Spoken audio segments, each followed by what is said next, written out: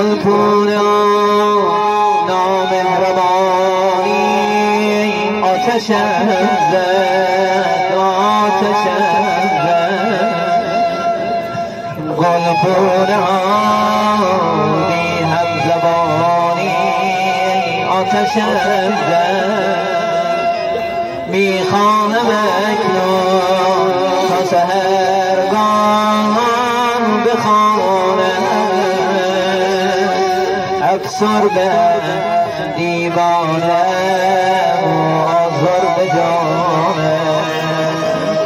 گل پرای وحشی دشت امیدم وقت سحر خاموش شب رفت و فردایی دگر شد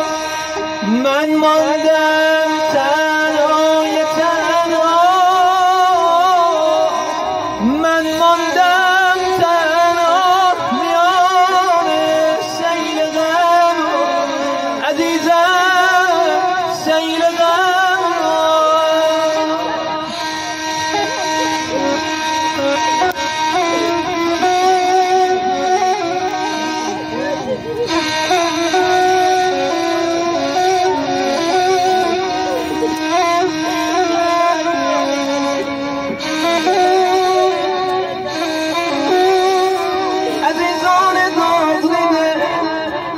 شما به یاد دارید هر وقت به دیدار این مهربان پدر میرفتید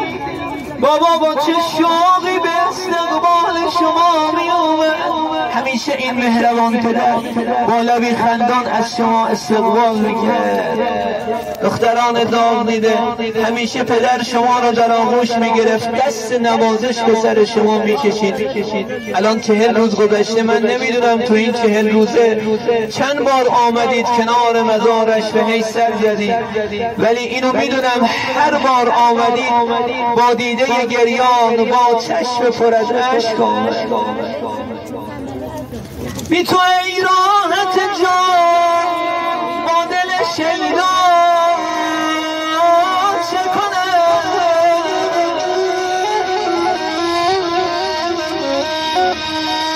با جهانی غم و حسرت من تنها چه کنم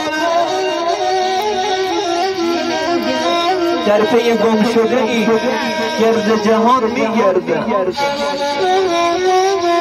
در پی گم شده ای گرد جهان میگردم ای خدا گر نشد این گم شده پیدا چه کنم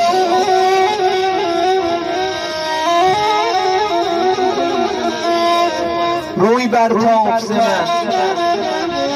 آن که جهان من بود